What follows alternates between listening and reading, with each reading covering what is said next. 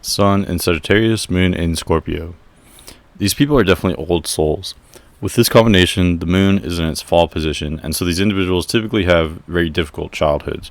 They often experience themes of powerlessness and extremes of emotion, especially early in life.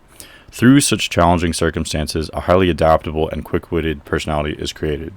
And just in general, these people are very precocious. They mature very early in life.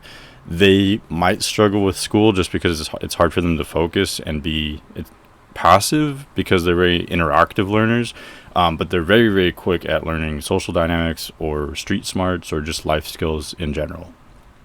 Here we're combining the fire and water elements. Together, fire and water make steam, and this is an excellent metaphor for this personality. Steam is almost like air in the sense that it is hardly tangible, it will slip through your fingers, and yet if it's hot enough, it can burn you. Thus, this combination produces a character which is flexible and often light and easygoing, yet at other times can be extremely passionate and stubborn. Both Sagittarius and Scorpio operate in extremes. They do not dabble.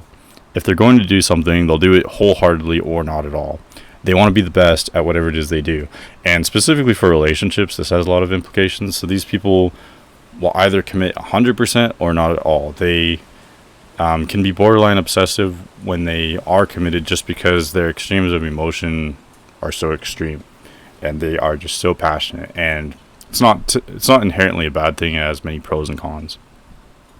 And so this personality is one of extremes in emotion, extremes in thought, occasionally extreme actions, and this will usually mellow out later in life. They will become very, very wise, especially later in life, and so the extremeness is usually moderated a little bit. The Sagittarius sun provides a youthful, energetic, playful exterior for a more pessimistic and emotionally sensitive mind and soul, which is kept on the interior. There's an aura of soulfulness with this personality, and they can be highly charismatic. Like with many Scorpio combinations, there's an attractive magnetism here. People sense the intensity and the rawness of emotion in this combination, and it draws them in. Also, they just appear to be very earnest and very transparent and very genuine, and many of them are truly very genuine. Others will use that to manipulate, but whether it's genuine or not, there's that attractive magnetism there. Fire-water combinations such as this one generally have such a soulful vibe. They often have colorful life stories filled with many adventures and misadventures. The inherent incompatibility of fire and water creates a restlessness and edginess within the Sag Scorpio, which is difficult to manage and can be overwhelming at times, but it makes for a highly dynamic and interesting personality. Again, especially later in life once they, get better at dealing with that edginess and that restlessness.